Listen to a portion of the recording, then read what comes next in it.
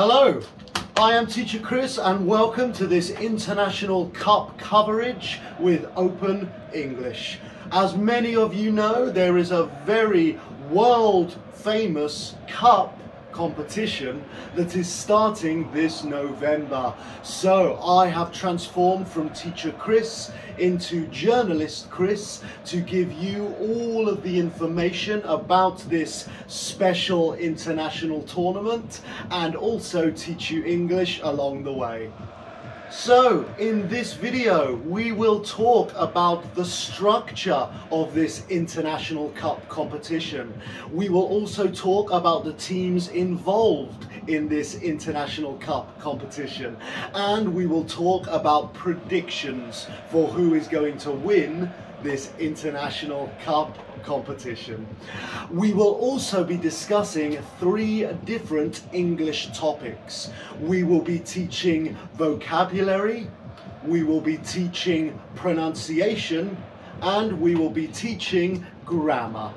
I would also like to add that we have a very special guest with us today, one of the best football players on the entire planet. Yes, that's right, we have the one and only Cristiano Hughes. Thank you very much, Teacher Chris. It's a pleasure to be here. So, let's begin by discussing the history and the structure of this world famous cup competition. I will also be teaching you some vocabulary words which are essential when talking about football, or soccer if you are using American English. The first International Cup competition was held in Uruguay in 1930. Uruguay were also the winners of the International Cup that year. Ever since then, the International Cup competition has taken place every 4 years, with some exceptions during the Second World War.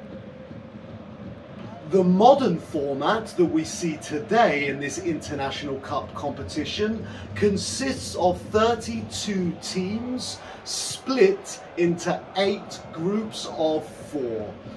This stage of the tournament is called the group stages, and this is the first vocabulary word I want to teach: the group stages of the tournament. The top 2 teams from each group will then advance to the next round. The next round of games are now called the knockout round. The reason being, if you lose, you're out, knocked out of the competition. So the knockout round consists of the round of 16, the quarter-final, the semi-final, the 3rd place playoff, and finally the final. So, now that we've spoken about the structure and format of this International Cup competition, let's talk about some of the teams involved and our expectations. So, which teams do we think are going to win this International Cup competition? In English, we can use the term the favourites. Who are the favourites to win the tournament? So, the favourites implies the teams most likely to win the tournament. So, Cristiano Hughes, who are the favourites for this year's International Cup competition? I mean, this competition gets harder every 4 years with some very, very strong teams. But if I have to pick 3 favourites for this year's tournament, I would say France, Brazil, and Argentina. Obviously, some of the players for these teams are world class, and they are definitely the favourites for this year's tournament. I mean, yes, I couldn't agree more with you. I couldn't agree more. So, now that we've spoken about the favourites for this year's tournament, let's move on to our next vocabulary word, the underdogs. The underdogs. So, who are the underdogs in a sporting competition? The underdogs are the opposite of the favourites. The team or person least likely to win is the underdog. So, Cristiano, who are your underdogs for this year's tournament? My underdogs for this year's tournament, I would have to say Qatar. I mean, it's going to be very difficult for Qatar. They are in this competition because they are the host nation of this world famous cup competition. So it will be very difficult for them. I also think that Australia are going to find this year's competition very difficult, as well as Costa Rica. I mean, a very small Central American country. They play some fantastic football, but when compared with the big boys like Argentina, England, France, Brazil, I think they will find this year very difficult. So my underdogs, Qatar, Australia and Costa Rica. Okay, very interesting. Well, we shall see, we shall see. So let's move on to our next vocabulary topic, which is the dark horses. The dark horses. Yes, you heard correctly. So, who are the dark horses in a sporting competition? The dark horses are the underdogs, but the underdogs who can surprise us. So the underdogs who have a good chance of winning, even though they are the underdogs. So, Cristiano, back to you. Who are this year's dark horses? Yes, everybody loves the dark horses, don't we? Yes, I mean, I would say this year's competition, the dark horses have to be Senegal, mainly because of Sadio Mane, but they have a very strong team. I think African teams also play with a lot of energy, a lot of physicality, so they are definitely one of the dark horses to watch. And I also believe Wales are going to be the dark horses of this year's competition. We saw that 4 years ago they reached the semi-finals. They have Gareth Bale, they have Aaron Ramsey. I think, yes, Wales and Senegal will be the dark horses this year.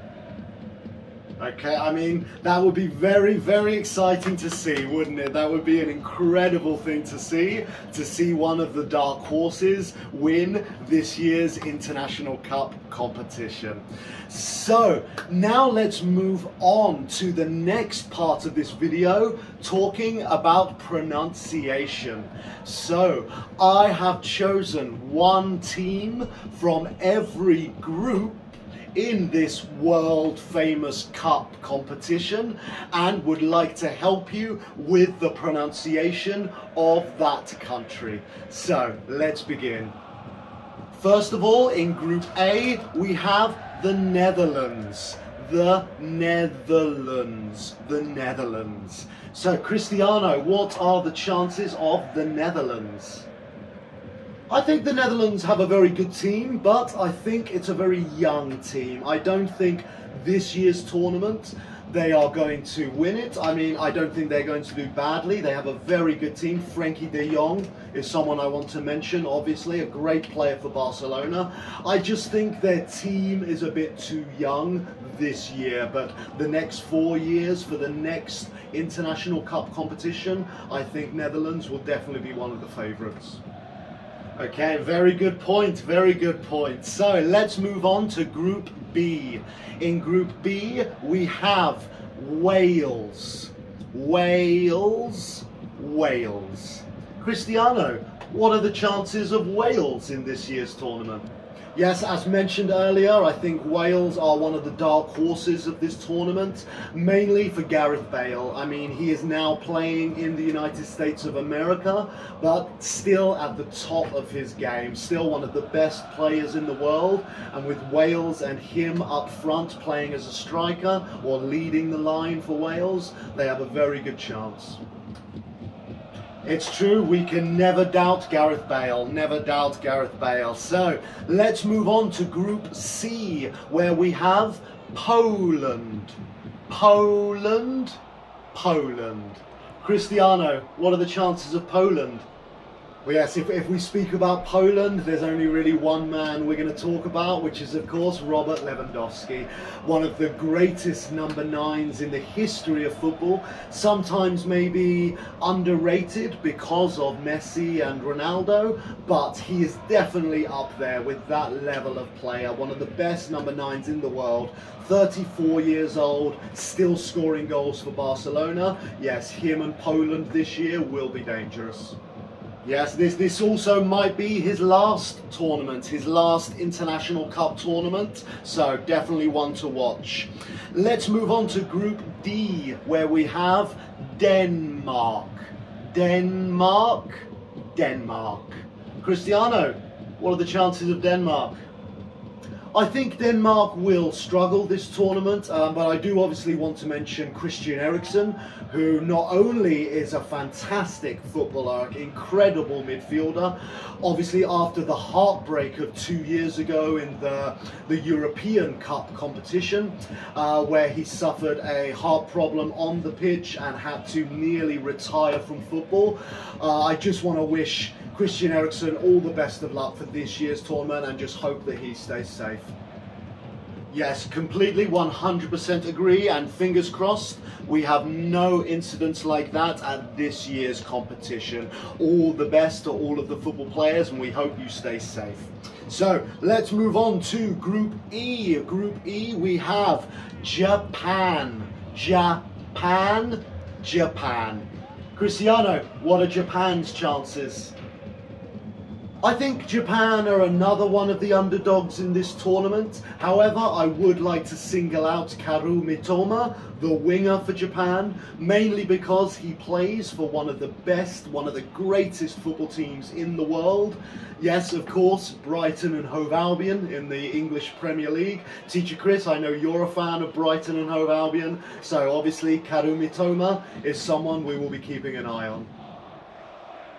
Yes, I can definitely agree that Brighton and Hove Albion are the best team in the world. So yes, we will be watching out for that player. So let's move on to Group F, where we have Morocco. Morocco. Cristiano, what are Morocco's chances this year? I think Morocco are another one of the underdogs in this competition, yes. However, we do need to look at Hakim Ziyech, the Chelsea player, former of Ajax. I mean, maybe he hasn't been at the same level of performance at Chelsea as he was at Ajax, but if anybody saw him play at Ajax, we know the level that he can play at, and if he can play at that level for Morocco this year, then yes, it will be very exciting to watch. Yes, very well said, and of course no African team has ever won this competition, so let's watch for Morocco. So let's move on to Group G, where we have Switzerland. Switzerland. Cristiano, tell us about Switzerland. Switzerland, I really like Switzerland. They, in my opinion, they never have a world-class player, but they always have a very good team. They always, as the 11 players on the pitch and the squad in general, they always play very well. Obviously, the player at the moment to watch is Granit Xhaka, the Arsenal captain, or ex-Arsenal captain, sorry. So yes, with him leading the Swiss team, I think they will do very well this tournament. Yes, you're 100% correct. It will be difficult for them, but we can never rule anybody out. So let's move on to the last group, Group H. We have South Korea. South Korea.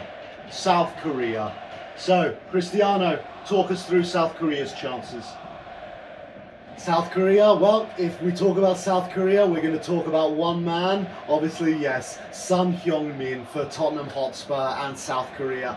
I mean, just incredible player this year and last year and the year before, the previous few seasons for Tottenham Hotspur. He has been incredible. Let's not forget, he was the top scorer in the English Premier League last year. So I think, yes, South Korea with Son Heung-min will be very exciting to watch as well. Yes, completely correct. He has been sensational these last few seasons with Tottenham Hotspur, so we'll see how he does in this International Cup competition. So, there you have the countries with the difficult pronunciations, and lastly we are going to discuss some grammar and how to make predictions in English. So, when we are watching sporting competitions, and especially this world famous cup competition, we want to make predictions about who is going to win the tournament or who is going to score the most goals in the tournament. So, how do we know whether to use will or going to make predictions in English? Here is a tip to help you. If you don't have any knowledge of the subject and or you don't have any evidence, we would use will. It's more of a guess than a prediction. For example, I don't know anything about football. I think Brazil will win. Because I don't have knowledge on the subject and I don't have any evidence, I would use will. However, Cristiano Hughes is a professional footballer, a world famous professional footballer. So if I ask him the question, he would use going to because he has knowledge of the subject. For example, Cristiano, who do you think is going to win this year's International Cup competition? So I think Argentina are going to win the Cup. Yes, I'm using going to, as you said, Teacher Chris. They have Messi, they have Di Maria, they have such an incredible team, but mainly it's Lionel Messi. I think this is his last International Cup competition, so I think with Lionel Messi as the captain of Argentina, yes, I definitely think that they are going to win this International Cup competition. Thank you very much, Cristiano. Thank you very much indeed. So there you have the grammar section of this video, making predictions in English. In this video we have gone through some very important vocabulary related to football and this world famous cup competition. We have also discussed some pronunciation of the countries involved in this international tournament, and finally the grammar of how to make predictions. So I would like to say thank you very much to Cristiano for joining us here today. Thank you very much, it's been a pleasure to be here.